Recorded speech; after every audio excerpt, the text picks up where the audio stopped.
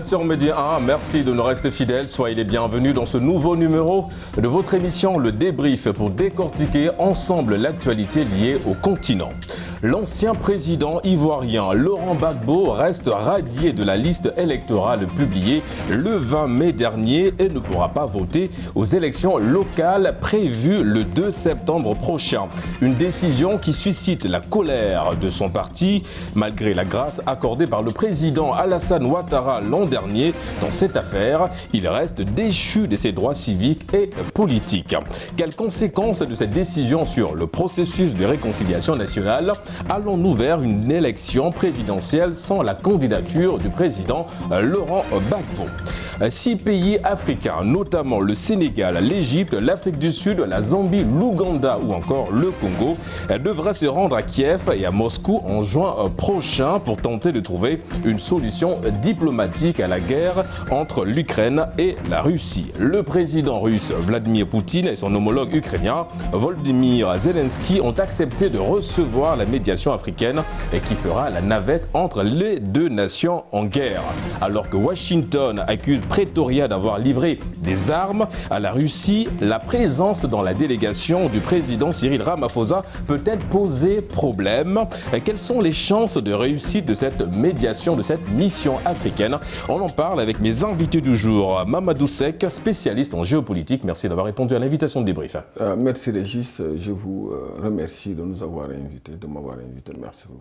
Et en face de vous, docteur Famara Sané, docteur en sciences politiques. Merci d'avoir répondu à l'invitation du débrief. Merci, c'est en retour, donc on va essayer d'échanger avec mon frère M. Seck. Exactement, sur évidemment les sujets liés à l'actualité sur le continent. Démarrons évidemment par cette problématique liée à la Côte d'Ivoire, en l'occurrence le rejet de la liste électorale du parti politique de l'ancien président Laurent Gbagbo. Alors Monsieur Seck, le 20 mai dernier, lors de la publication de la liste électorale à Abidjan, Sébastien Dodo Djénié, un cadre du parti des peuples africains Côte d'Ivoire, en abrégé PPACI, la formation de Laurent Gbagbo, a dénoncé une décision injuste. Quelle analyse faites-vous de cette radiation maintenue du président Gbagbo de la liste électorale? En fait, merci Régis. Cette radiation nous montre déjà que les relations entre Laurent Gbagbo, Alassane Dramane Ouattara et accessoirement Henri Konan Bédié sont des relations qui sont assez compliquées à analyser. C'est des relations que je peux même qualifier d'irrationnelles. Parce qu'on a depuis pratiquement la mort de Houphouët-Boigny, mais rassurez-vous, je ne vais pas faire l'historique depuis lors. Mais depuis la mort de Félix Houphouët-Boigny, on se rend compte que ces 3 personnalités politiques s'accaparent un peu de l'espace public ivoirien. Et on a eu l'épisode également de la crise de 2010-2011 qui a fait que Laurent Gbagbo a été condamné par la justice ivoirienne à 10 ans de prison. Ouais. Il y a eu également l'épisode de la Cour pénale internationale, il a été acquitté.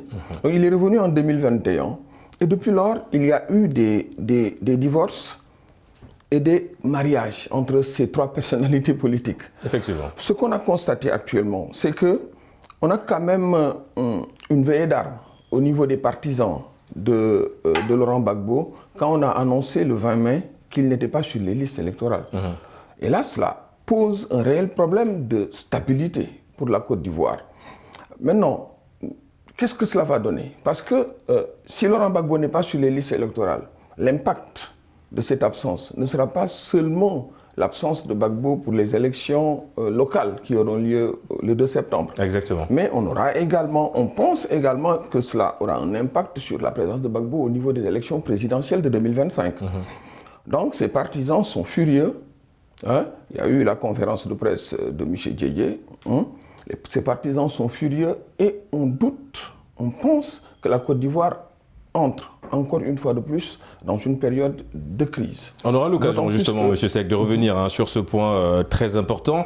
Je me tourne vers vous, docteur Sané. À 2 ans de la présidentielle soulignée par M. Seck dans son argumentaire, est-ce qu'aujourd'hui cette décision va un petit peu compromettre l'avenir politique de Laurent Gbagbo, même si il ne s'est pas encore un petit peu on va dire, prononcé, il laisse encore le doute planer sur sa possible candidature à la présidentielle de 2025? Oui, merci de m'avoir donné la parole. Comme vous le savez, hein, la décision, elle aura des conséquences, particulièrement des conséquences négatives, dans la mesure où vous savez que nous sommes presque à un an des élections. Exactement. Et il va falloir prendre des dispositions au plan juridique pour permettre à Gbagbo de pouvoir vraiment se représenter. Sinon, ça sera un problème pour lui et pour son parti. Et au regard de l'évolution de la situation politique au niveau de la Côte d'Ivoire, Gbagbo n'a pas aussi cette force qu'il avait auparavant. Parce que à l'époque, en tant que nationaliste, doyen dans l'opposition, il a su capitaliser toutes les forces, toutes les énergies pour pouvoir vraiment faire face au pouvoir militaire en place. Aujourd'hui, ce n'est pas le cas. Beaucoup de ces lieutenants sont partis, Blé Goudé, Madame Gbagbo également n'est pas là. Ouais. Tout cela va jouer sur son influence, mobiliser ces grandes foules pour faire face à un pouvoir. Vous avez abordé le point juridique. Est-ce que ça voudrait dire aujourd'hui que le camp du président Laurent Gbagbo veut, à travers ce rejet, à travers cette dénonciation, réécrire le droit ivoirien ? Si possible, parce que sinon, au cas où on reste dans cette situation, si la tendance est maintenue, c'est fini pour Gbagbo. Peut-être qu'il peut présenter quelqu'un comme président, mais pas personnellement. Gbagbo ne peut pas se présenter au regard de sa situation juridique. Donc il va falloir revoir la Constitution ou bien revoir vraiment à intervenir au niveau, je ne sais pas, peut-être au niveau de l'Assemblée ou bien... justement, parce que ça reste un point intéressant. Oui. N'oublions pas que le parti de Laurent Gbagbo, évidemment, siège au niveau de l'Assemblée nationale, de l'hémicycle. Donc il peut effectivement avoir un projet de loi dans ce sens-là. L'amnistie, est-ce que ça reste aujourd'hui l'une des solutions par excellence, M. Seck ? En fait, l'amnistie est une solution, mais il y a également une autre solution. Je pense que juridiquement, Laurent Gbagbo a la possibilité de faire un recours jusqu'au 8 juin. Maintenant, on attend peut-être qu'il fasse un recours, oui ou non. Mais je voulais juste revenir sur un autre point. Ça veut dire, sur le plan politique, en Côte d'Ivoire, on a, depuis le début du mois de mai, on a enregistré des alliances et des mésalliances. C'est le cas de Gbagbo d'ailleurs. Avec voilà. Bon, Gbagbo, le parti de Gbagbo, le parti des peuples africains en Côte d'Ivoire, a noué une alliance avec le parti d'Henri Konan Bédié. Le FPI. Le FPI. Et on a l'impression que le modèle sénégalais va faire florès parce qu'ils ont prévu de se mettre ensemble dans certaines circonscriptions au niveau local. Il y a également cette signature-là d'un partenariat entre le FPI de Pascal Affi-N'Guessan, qui a gardé un peu le parti, même si Gbagbo ne voulait pas se lancer dans une querelle entre lui et Pascal Affi-N'Guessan. En tout cas, il y a une alliance entre Pascal Affi-N'Guessan, en tout cas ils ont signé un partenariat entre Pascal Affi-N'Guessan et le parti d'Ado, d'Alassane Dramane Ouattara. Et là, on sent déjà qu'il y a des alliances, il y a des mésalliances, on ne sait pas réellement où est-ce qu'on ira par rapport aux élections locales.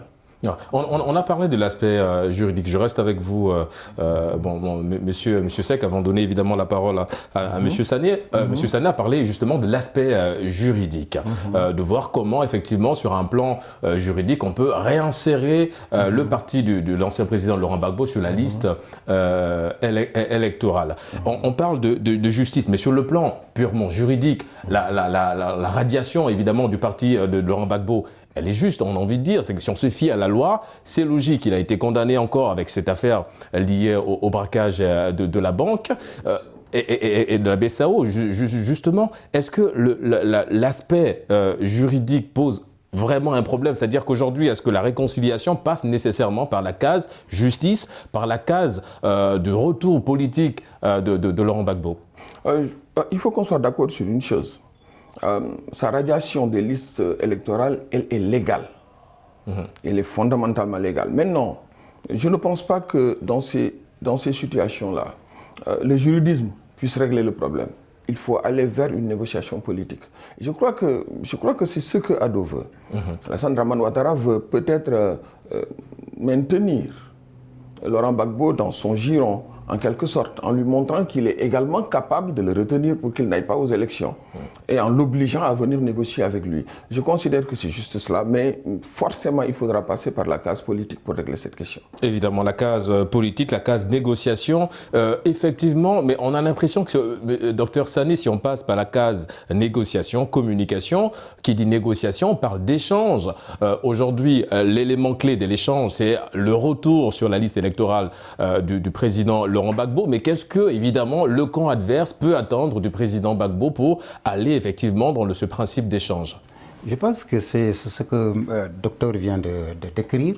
Il va falloir passer par la voie politique. Il faut une volonté politique parce que Alassane, le président, est en train de prendre des garde-fous pour pouvoir vraiment... parce que c'est les lendemains qu'il projette déjà sur les lendemains. Ouais. Après l'après-mandat Alassane Ouattara, quelle serait sa situation? Ouais. Donc il faut mettre la pression sur Gbagbo et l'amener à discuter et prendre des dispositions pour que demain, qu'il ne se retrouve pas dans des difficultés. Ça, c'est au plan politique, il va falloir négocier. Maintenant, si on négocie au plan politique, on a des canevas bien tracés, on passe juridiquement pour pouvoir vraiment légaliser la situation. Et en parlant de l'aspect juridique, je reste avec vous, docteur Sané. Selon le porte-parole du PPACI, Konan Katinan, il y a une décision de la Cour africaine des droits de l'homme qui oblige la Côte d'Ivoire à inscrire le nom du président Laurent Gbagbo sur la liste électorale. Est-ce que cela pourrait-il avoir un impact sur la décision de la CENI ivoirienne? En principe, c'est un arrimage par rapport aux lois sous-régionales. Mais qu'est-ce qu'on constate? On l'a vu au Sénégal. Et les gens posent le principe de souveraineté pour se dérober. Donc c'est là, il va falloir vraiment que Gbagbo accepte d'aller vers le président et de négocier. N'oubliez pas qu'ils ont eu 2 rencontres, que ça n'a pas abouti. Peut-être qu'avec cette pression, ça peut aller.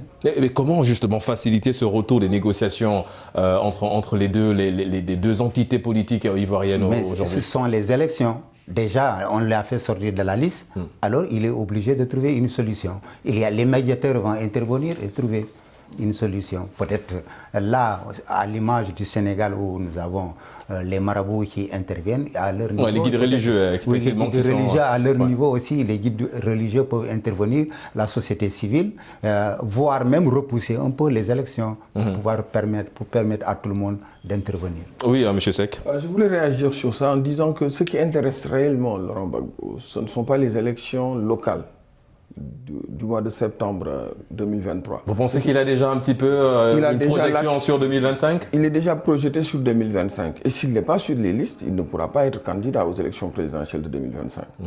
Et également, c'est ça qui intéresse fondamentalement Alassane Dramane Ouattara, c'est l'après 2025, parce qu'il ne peut plus se représenter pour avoir un autre mandat. Exactement. Cette fois-ci, je pense que c'est terminé, c'est fini pour lui. Donc, il faudra bien que Gbagbo lui donne des gages par rapport à 2025. Pour moi, ce qui intéresse et Gbagbo et Ouattara, ce ne sont pas les élections locales de 2023, ce sont les élections présidentielles de 2025. Axé évidemment sur des formes de garantie et garantie de communication et d'aucuns s'avancent à parler de stratégie évidemment par rapport à ce qu'on observe en Côte d'Ivoire. Revenons un petit peu sur la décision, docteur Sané, la décision effectivement des partisans de Laurent Gbagbo qui ont dit, je cite, qu'il va falloir trouver une solution le plus rapidement possible dans le fief en tout cas de Laurent Gbagbo. On assiste déjà un petit peu à certaines manifestations. Est-ce qu'aujourd'hui, cette décision de la CENI ivoirienne est perçue comme un cocktail Molotov? Vous savez, la CENI, elle ne fait qu'exécuter des décisions, elle ne fait qu'appliquer. Donc, tout revient au président. C'est le président qui doit prendre des initiatives. Maintenant, on sait que peut-être que la capacité de nuisance qu'ils ont eue, ils n'ont pas cette capacité actuellement. Il y a une fragmentation, malgré les alliances qui sont là, mais ce sont des calculs à l'image du Sénégal pour pouvoir vraiment avoir des postes ou bien gagner quelques mairies. Donc, mais sinon, la puissance, la capacité de nuisance qu'ils avaient auparavant se limiterait, parce qu'ils n'ont pas une base sûre qui pourrait vraiment, comme les autres l'ont fait avec le mouvement rebelle, et ils ont misé sur une base sûre, c'est-à-dire le Nord, pour avancer vers le pays. Et là, peut-être que c'est des contestations, c'est des manifestations. Ça peut aboutir à des tueries, à des émeutes, mais à la longue, le pouvoir parviendrait à... Et je pense que le président Alassane Ouattara est dans cette dynamique, mais vraiment d'empêcher que ce genre de situation soit de nouveau installé, qu'à l'international et même sur le plan national, on puisse avoir eu cette image déjà, on va dire, vue et observée en 2010 et en 2011, éviter évidemment de bains de foule et des manifestations qui peuvent entraîner à la perte de beaucoup d'Ivoiriens, en l'occurrence cette jeunesse, qui est toujours malheureusement la cible de ces manifestations. Quelles conséquences aujourd'hui, Monsieur Seck, de cette radiation de la liste électorale du président Laurent Gbagbo dans le processus de réconciliation? C'est clair que cela remet en cause le processus de réconciliation. Mais je pense, de toute façon, que Laurent Gbagbo n'a plus cette capacité de nuisance, comme l'a appelé le docteur. En tout cas, il n'a plus cet impact sur les populations ivoiriennes, notamment celles du Sud. D'autant plus qu'il a perdu Pascal Affi-N'Guessan, qui est parti avec le FPI. Il a perdu Mme Simone Gbagbo, qui a mis en place un mouvement. Il a également perdu Charles Blé Goudé, qui a mis en place un autre mouvement. Donc il reste globalement autour de lui que certains caciques de l'ancien FPI qui sont avec lui dans le Parti des peuples africains, Côte d'Ivoire. Ouais. Mais ce qu'il faut également comprendre, c'est qu'il lui reste quand même des inconditionnels dans certains quartiers d'Abidjan. Il y a des gens qui sont des inconditionnels de Gbagbo et donc, pour répondre à votre question, cela peut créer quand même une certaine instabilité. Parce que ce qu'on a constaté, par exemple en 2020, il y a eu 85 morts. Exactement. Au moins 500 blessés. C'était quand même assez dommageable. Bien que cela n'ait pas la même ampleur que ce qui s'est passé entre 2010 et 2011. Mais ce qu'on peut dire, c'est que cela peut quand même nuire à l'image de la Côte d'Ivoire. Cette image qui est très belle depuis quelque temps, parce que Alassane Dramane Ouattara se considère un peu comme un patriarche quelque part. Ouais. Et ça marche plutôt bien. Oui, et ça marche, sur le plan économique, ça marche très très bien. Donc il faudra éviter quand même ces crises cycliques. Qui peuvent survenir avec la radiation de Gbagbo des listes électorales. On parlait tout à l'heure de Charles Blé Goudé. N'oublions pas que lui également, il a été rayé, en tout cas de la liste électorale. Il dit, je cite, « Je prends acte de la décision, même si ça fait mal. » Pourquoi aujourd'hui le camp de Gbagbo a du mal à reproduire le processus installé par Charles Blé Goudé?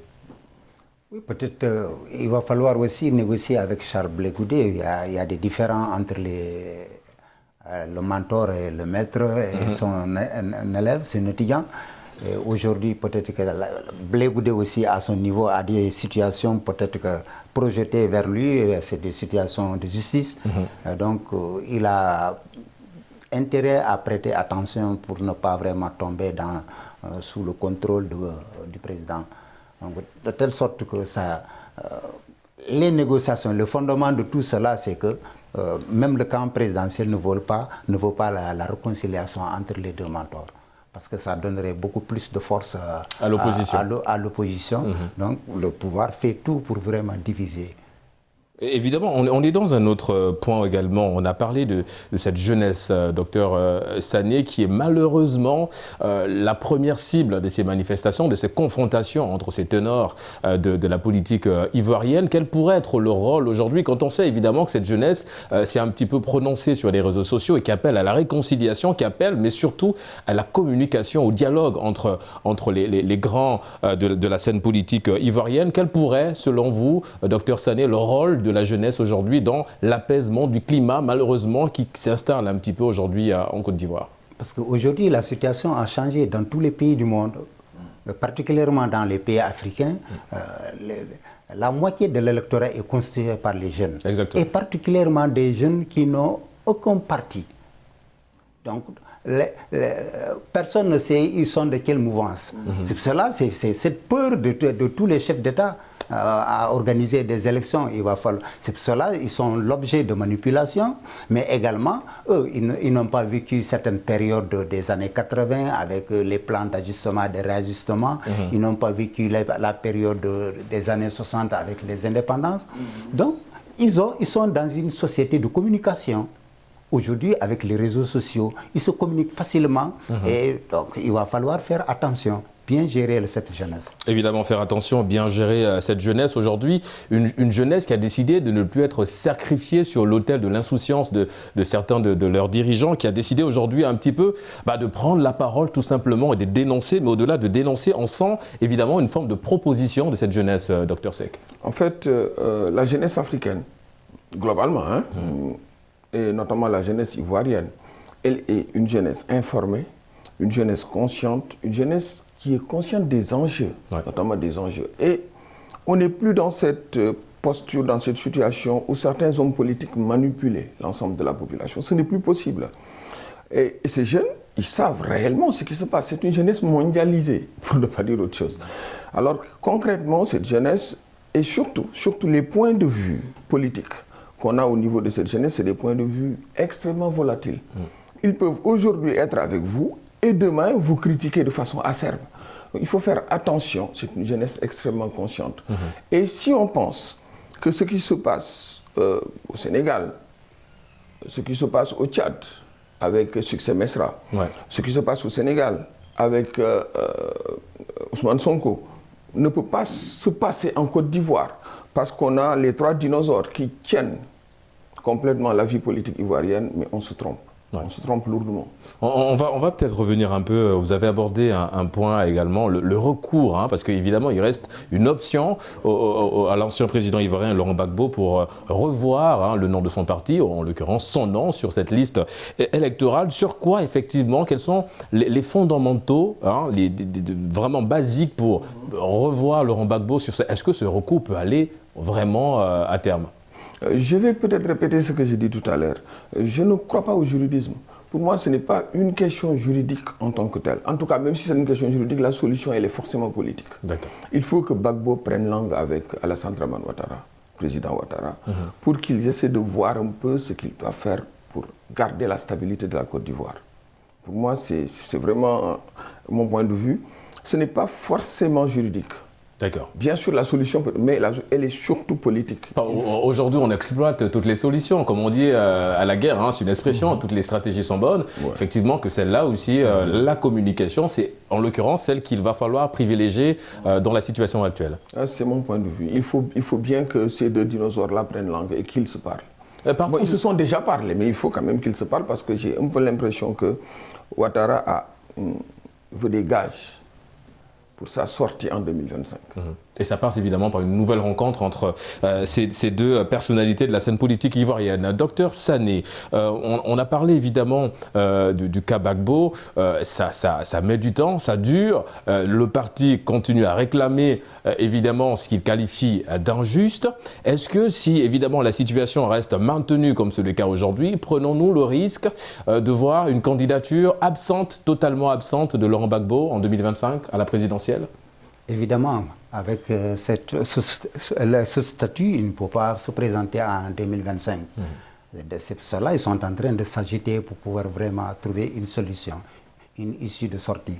Donc, à partir de là, juridiquement, peut-être avec des procédures d'urgence, on peut régler la situation, mais on finirait par négocier. Et quel pourrait être le rôle, là, aujourd'hui, des instances internationales comme l'Union africaine? Parce qu'on a l'impression souvent que ces organisations ont tendance à réagir après. Est-ce que là, il n'y a pas une méthode préventive dans la situation qui s'installe en ce moment en Côte d'Ivoire?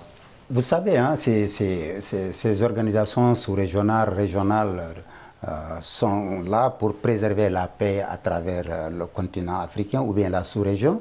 Mais au regard des événements qui sont passés, la crise du Mali, certaines situations au Burkina, ainsi de suite, le défi avec l'actuel président de transition au niveau du Mali, et ces organisations ont perdu leur crédibilité. Elles ont perdu leur crédibilité à telle enseigne qu'il est un peu difficile pour elle de trouver une solution rapide, appropriée. Et en quelques mots, Dr Seck, parce que nous arrivons au terme de cette première partie de l'émission, oui, je vous laisse. Vous voulez rebondir sur l'argumentaire de Dr Sané? Oui, je voulais dire que de toute façon, il faut d'abord faire appliquer la décision de la Cour africaine des droits de l'homme et des peuples, qui a dit clairement que Laurent Gbagbo devait être réintégré dans les listes électorales. Il faudra au moins se continuer sur cette piste-là. Faire en sorte que cette décision soit respectée. Et ensuite, maintenant, vous savez, souvent nos organisations internationales ont cet art qu'elles s'occupent surtout du règlement des conflits, au lieu de s'occuper de la prévention des conflits. Et en parlant de prévention, justement, Dr Seck, je suis obligé de vous interrompre. On va marquer une courte pause et on se retrouve dans une poignée de minutes pour la deuxième et dernière partie de l'émission. A tout de suite.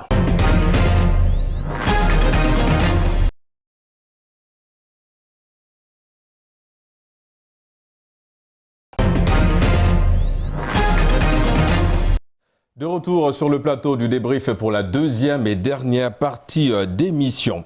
Tout comme l'Afrique du Sud, Dr Sané, le Sénégal s'est abstenu de prendre position dès le début des hostilités entre la Russie et l'Ukraine, évoquant évidemment leur droit de réserve. Quelle analyse faites-vous de cette posture des deux pays du continent africain qui s'engagent évidemment dans cette médiation entre Poutine et Volodymyr Zelensky? Oui, n'oubliez pas que le Sénégal a été un peu associé à travers la rencontre entre le président Macky et Poutine. Cette visite a été vraiment constituée des prémices de pouvoir vraiment s'engager totalement dans le conflit. Et également, à l'époque aussi, la position de la France était un peu floue. Le président, maintenant, on sait que réellement le président français veut trouver une solution à ce problème, mais peut-être que quelque part, il y a les États-Unis et les autres pays qui l'empêcheraient de s'engager ouvertement dans une dynamique de négociation.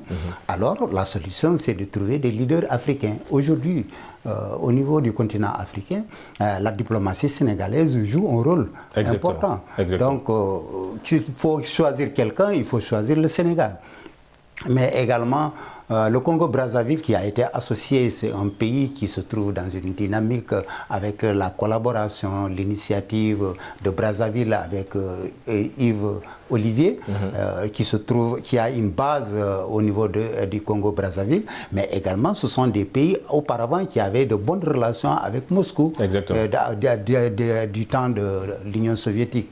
C'est le cas également avec l'Afrique du Sud et la Zambie, autant de pays qui sont aujourd'hui, qui ne sont pas marqués par des troubles, ce sont ces pays qui peuvent aller.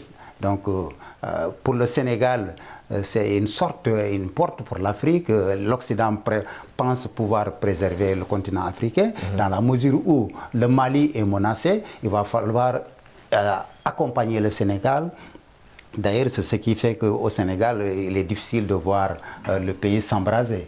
Donc, toutes les puissances ne veulent pas que ce Sénégal soit dans des situations inconfortables. Donc, on choisit le Sénégal, on associe le Sénégal pour que l'Occident ne soit pas perdant. Parce que les Sénégalais et le Congo, Brazzaville, sont des représentants du camp occidental. Alors ils feront tout pour pouvoir vraiment ne pas léser le camp occidental. Mais également, l'Afrique du Sud est là, un peu dans une certaine neutralité, et parce que dans le cadre des échanges, l'Afrique du Sud est une puissance émergente.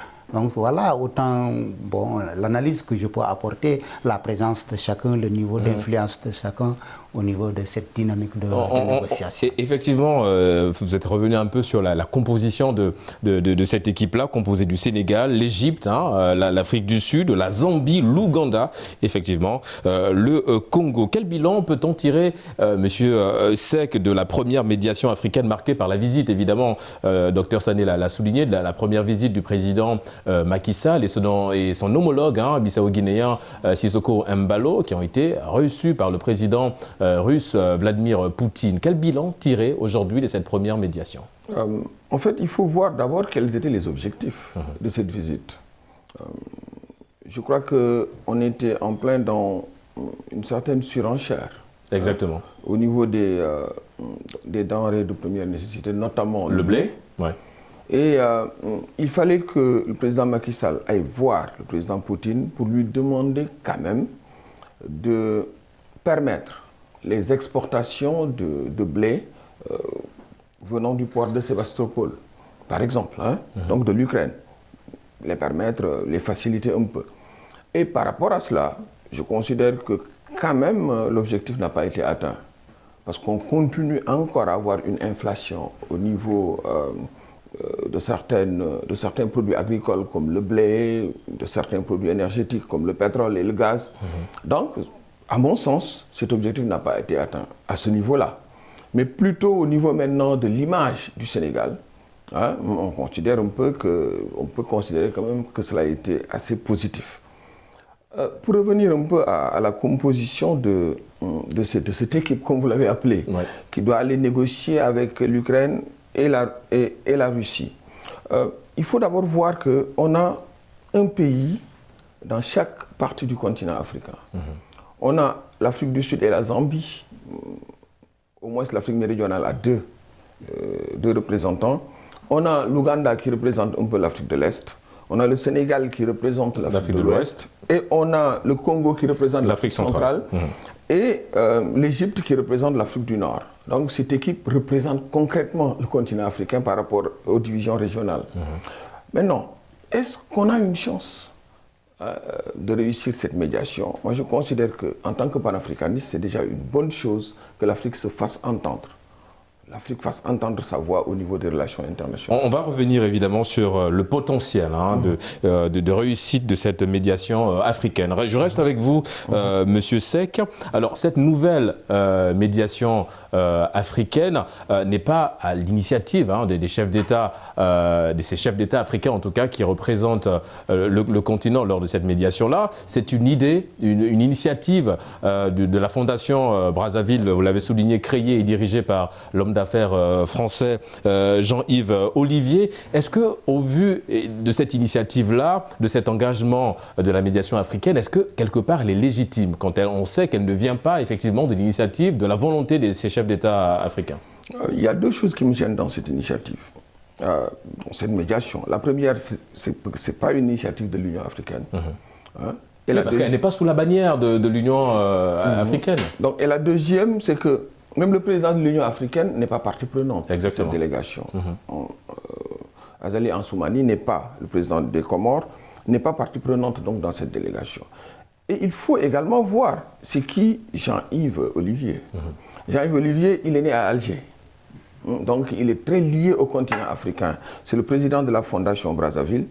Il a des amitiés un peu partout en Afrique, mais surtout au Congo, et des amitiés solides. Au Congo et au niveau de l'Afrique du Sud, parce que c'est un ancien, on va dire, partenaire de l'Afrique du Sud, de l'ANC. Donc il a ses amitiés un peu partout en Afrique, et il est partisan de ce qu'il appelle lui-même. Il se caractérise comme un négociant des relations internationales. Il est partisan de la diplomatie parallèle.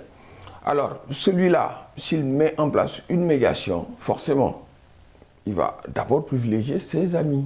Parce que c'est de la diplomatie parallèle. C'est là d'où la question, quel est l'intérêt aujourd'hui de ces chefs d'État d'accepter cette médiation créée, on va dire, par Jean-Yves Olivier? Bon, en fait, c'est au nom de l'amitié et au nom d'une diplomatie parallèle. D'accord. Il va faire porter cette diplomatie parallèle à des chefs d'État africains, en quelque sorte.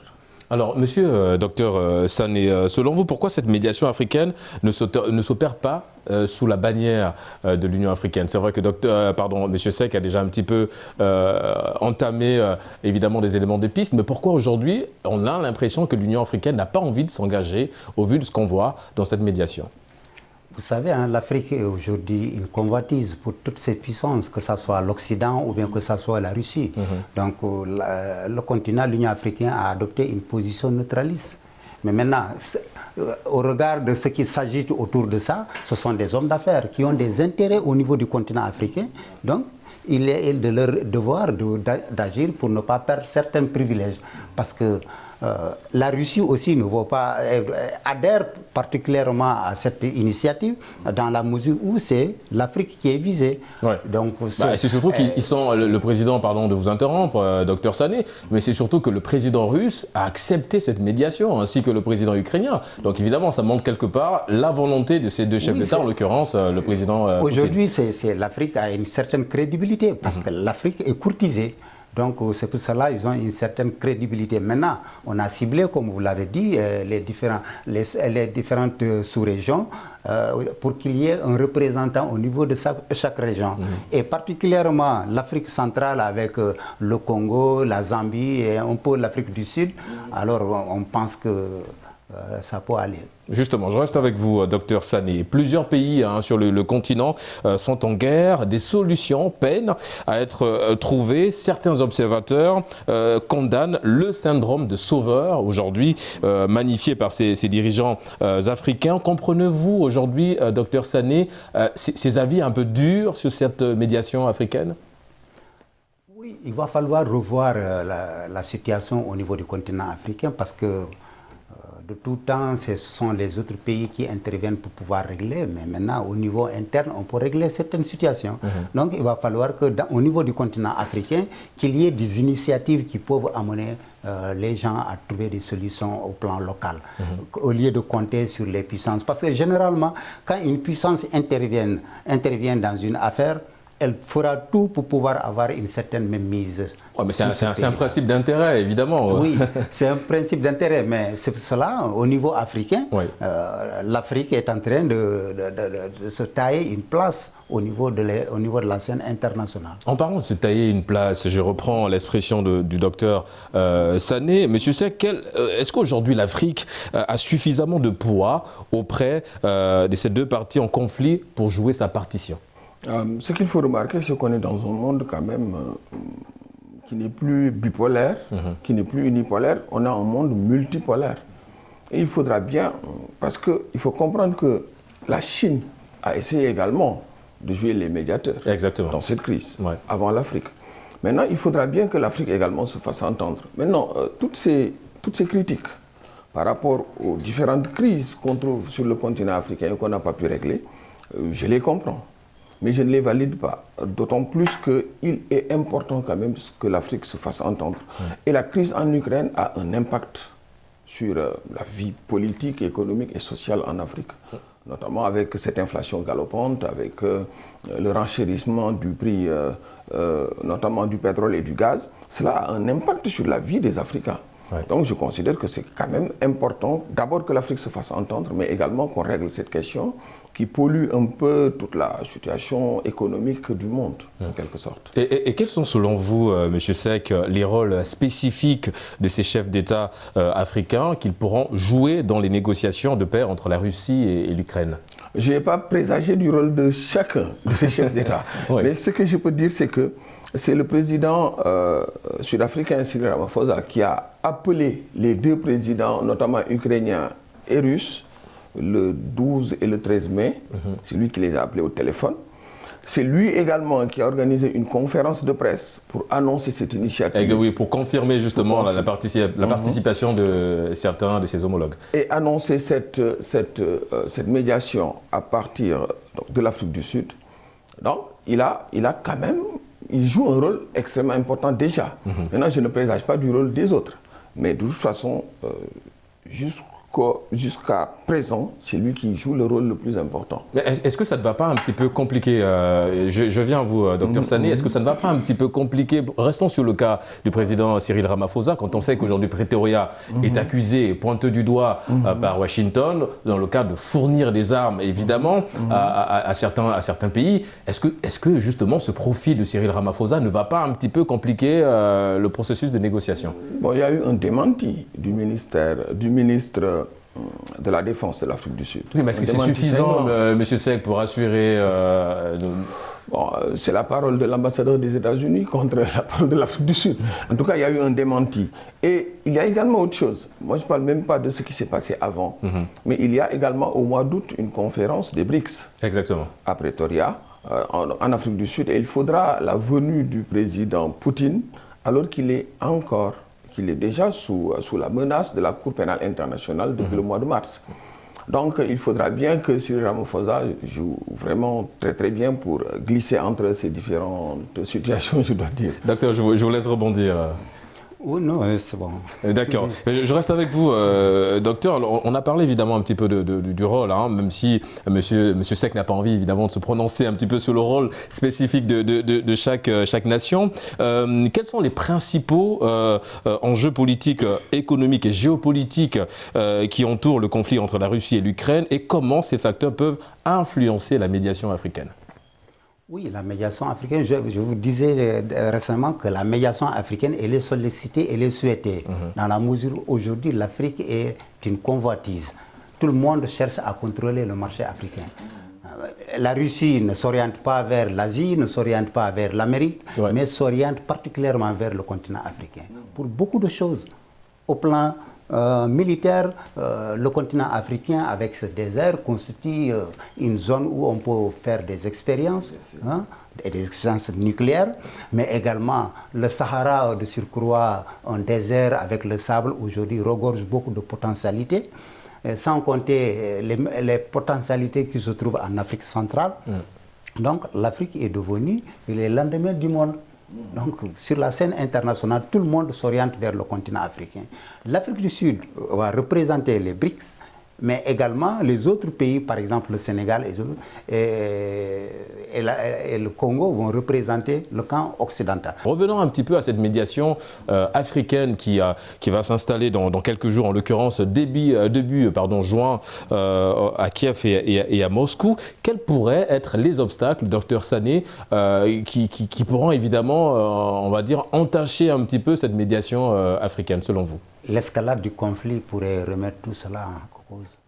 S'il y a une escalade et que la tendance est maintenue, il serait difficile vraiment de s'engager dans une situation de négociation. Est-ce que ça voudrait dire aujourd'hui, à l'image de certaines personnes un petit peu, qu'il faudrait être pessimiste sur cette médiation africaine, ou on reste optimiste à l'image de M. Seck sur cette médiation africaine? Non, loin de là, je pense que la médiation africaine aura vraiment des conséquences positives, étant donné que l'Ukraine comme la Russie souhaiteraient vraiment exporter leurs produits, dans la mesure où ils sont frappés par, surtout la Russie, elle est frappée par des sanctions du camp occidental.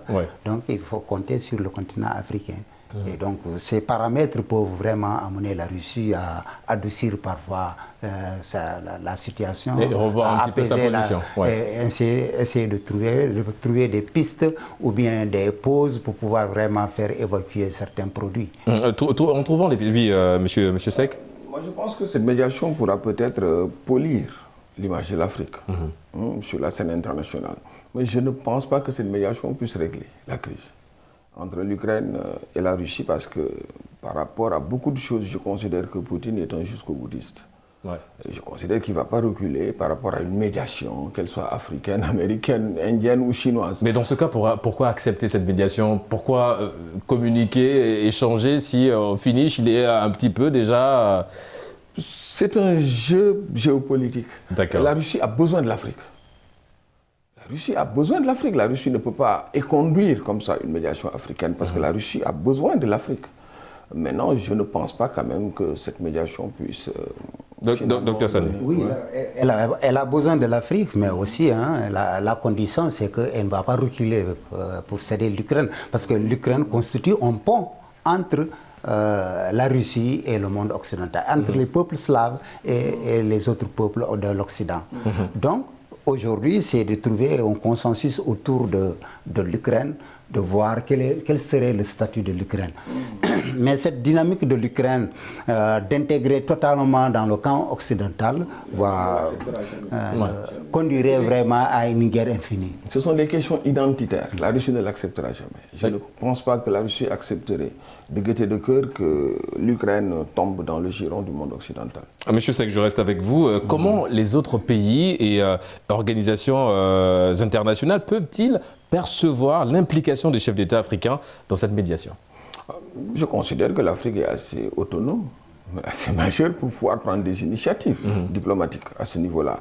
Bon, peut-être que cette initiative doit être d'ailleurs encouragée par notamment l'ONU, doit être encouragée par le groupe des BRICS. Mais malheureusement, on assiste à un mutisme de ces organismes-là. Oui, parce qu'il faudra bien que l'on connaisse également les termes de référence de cette négociation, que l'on sache clairement quel est le ton de durée de cette négociation et quelles sont peut-être les premières lueurs de succès. Mais je considère que l'ONU doit plutôt se réjouir de cette négociation. Oui, docteur Sané. C'est seulement du côté de l'ONU, on a pris certaines initiatives, certaines condamnations qui font qu'aujourd'hui l'ONU ne peut pas intervenir. Et même le cas de la CPI qui a pris une mesure qui ne conduirait pas à apaiser la tension.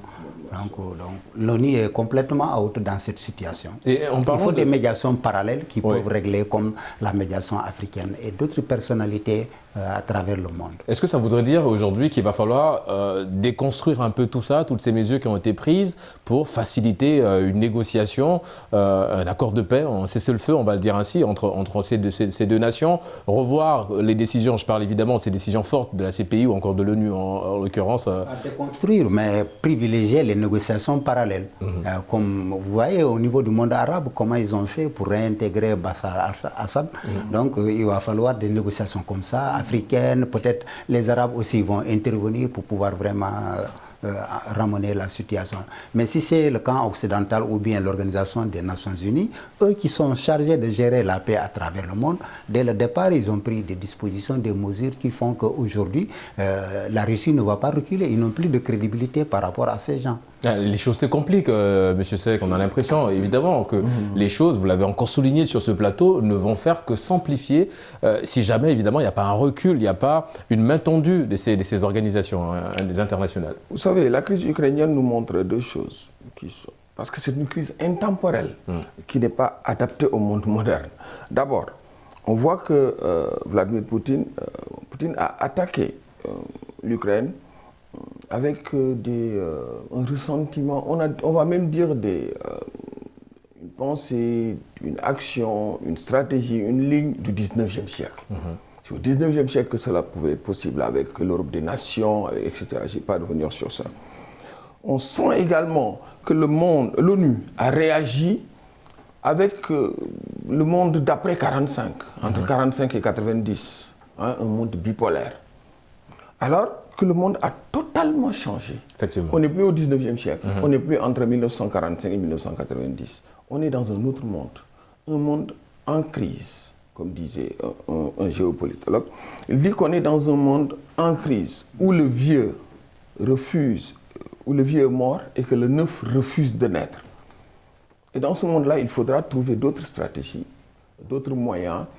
Il faudra peut-être aller explorer d'autres possibilités pour trouver une solution à cette crise. D'autres possibilités, en parlant de possibilités, docteur Sané, quels sont les prochains, selon vous, les prochains jalons et étapes clés de la médiation africaine en Ukraine et comment cela pourrait-il impacter le processus de paix? Positivement, évidemment. Les prochaines étapes, c'est à travers des rencontres séparées, rencontres avec les Russes, mais également de l'autre côté, rencontres avec les Ukrainiens. Et également ramener les deux parties à faire des concessions et à éviter les préalables. Toutefois, si on pose les conditions, par exemple les préalables pour dire que pour aller, il me faut ça, donc là, ça va fausser. Il faut que les deux parties délaissent complètement les préalables et également fassent des concessions pour pouvoir vraiment aller vers une rencontre définitive. C'est la deuxième médiation africaine, rappelons-le. Il y avait déjà eu une première, on l'a souligné encore sur ce plateau, avec la rencontre du président Macky Sall et le président russe Vladimir Poutine, ou encore cette visite du président bissau-guinéen Sissoko Embalo. Faudrait-il aujourd'hui, M. Seck, s'attendre à une troisième médiation, au cas où, évidemment, celle-là, la deuxième en l'occurrence, ne porterait pas ses fruits? Il ne faudrait pas aller aussi vite en besoin. Il faudra peut-être attendre les résultats de cette deuxième médiation pour voir un peu ce que cela va apporter comme solution au conflit entre la Russie et l'Ukraine. Et peut-être présager d'une autre médiation. Mais il faut d'abord voir ce que cette médiation-là va donner sur le terrain. Évidemment. Les attentes aussi sont, on va dire, multiples sur le continent. Est-ce que si cette médiation, évidemment, c'est vrai, c'est trop tôt pour nous de se prononcer là-dessus, parce qu'il n'y a pas encore eu de rencontres et tout, mais supposons, partons du principe que cette médiation porte ses fruits, est-ce que quelque part, ça peut être intéressant pour le continent de se dire, si on a pu, entre guillemets, apporter des moments d'accalmie entre ces deux pays, ça veut dire qu'en Afrique, on peut évidemment avoir une ligue, on va le dire ainsi, des chefs d'État qui pourront évidemment solder, apporter des réponses à certaines situations, M. Seck. Les problèmes ne sont pas les mêmes. Oui. Les situations sont totalement différentes. Et je considère qu'en Afrique, on a quelque part des crises qui sont multisectorielles, on va dire, identitaires, des crises régionalistes, des crises, et même religieuses quelquefois. Et ces types de crises sont difficiles à régler. Difficile. Mais la crise ukrainienne, c'est juste une envie d'hégémonie. J'ai peut-être résumé cela, une envie d'hégémonie de Poutine par rapport à une situation et une envie quelque part de l'Ukraine de sortir un peu du giron russe et d'aller vers le monde occidental. Aller vers le monde occidental. Messieurs, nous sommes arrivés au terme de cette émission, ça allait très vite. Je rappelle que nous avons reçu sur ce plateau Monsieur Mamadou Seck, spécialiste en géopolitique. Merci d'avoir répondu à l'invitation du débrief. Merci Régis, et je suis toujours à votre disposition. Moi, je fais partie maintenant de la maison. Évidemment, vous êtes une personne ressource très appréciée sur la chaîne, évidemment. En face de vous, docteur Famara Sané, docteur en sciences politiques. C'est un plaisir, évidemment, de vous recevoir sur ce plateau de débrief. Merci, comme il vient de le dire. Nous sommes habitués à la maison, donc nous sommes là et toujours prêts à vous accompagner. Et c'est toujours un plaisir de vous recevoir, messieurs, sur ce plateau du débrief. Vous l'aurez compris, c'est la fin de cette émission. Merci de l'avoir suivi. D'ici là, bonne suite des programmes sur nos antennes.